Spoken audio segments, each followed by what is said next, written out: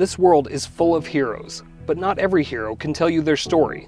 Some are sworn to secrecy, having to keep their most dangerous adventures hidden in the shadows of time. One such hero is Colonel James A. Ruffer, a retired Air Force doctor with an interesting tale to tell. Colonel Ruffer is different from most veterans in that he's served not only in the Marine Corps, but in the Navy and the Air Force as well, with a total of 26 years in the service under his belt. I left the Navy in 1985 to go into private practice, and after 6 months called the Air Force up and said, can I come on board? I served at Edwards Air Force Base, Panama, Desert Storm, the invasion of Panama, Desert Storm, and other places.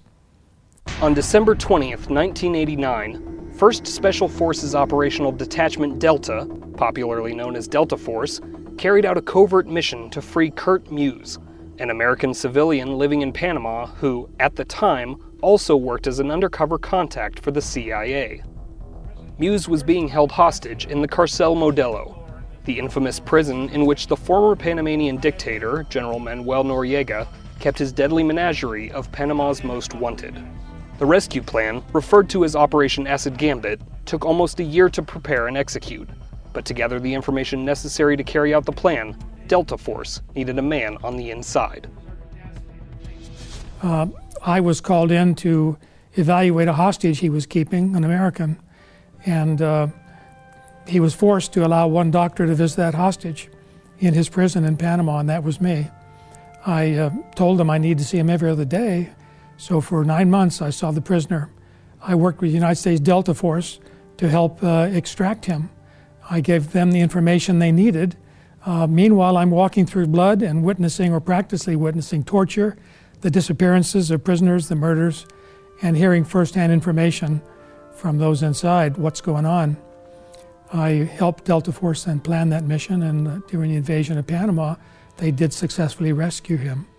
That took 262 days of my life, over 110 missions. During his time in the Modelo prison, Colonel Ruffer befriended several of the other inmates, who would communicate with him using various hand gestures and signs to convey the horrors they witnessed on a day-to-day basis.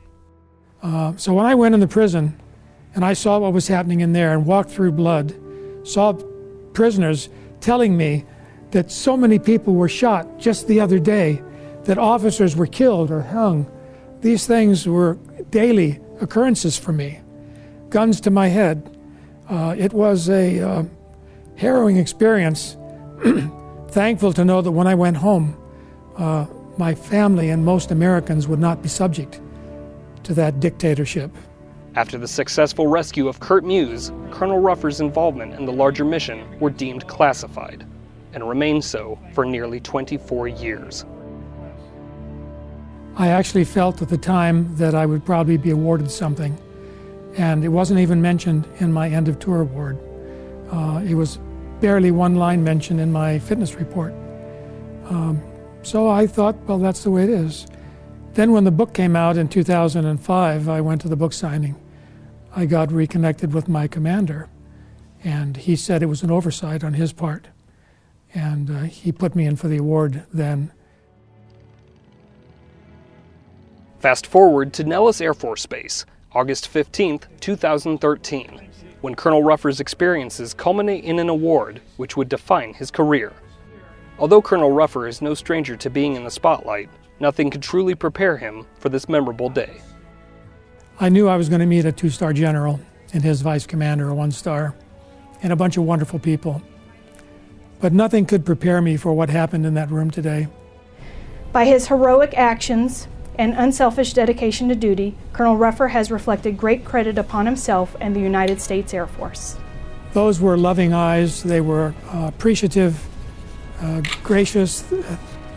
They honored me and brought me to near tears. It was one of the most emotional moments of my life to stand there and have the Bronze Star for heroism pinned on me.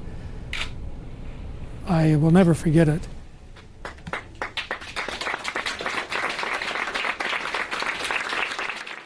In many ways, receiving the Bronze Star with Valor marks the end of an era for Colonel James Ruffer.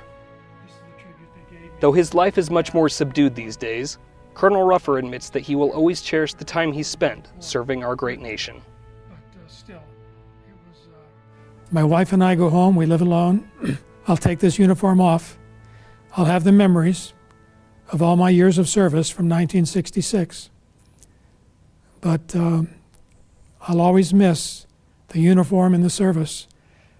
It'll be a little heartache every day of my life, knowing that I can't come back here and pin on that medal again and have that experience. It's once in a lifetime. It's over. It's over.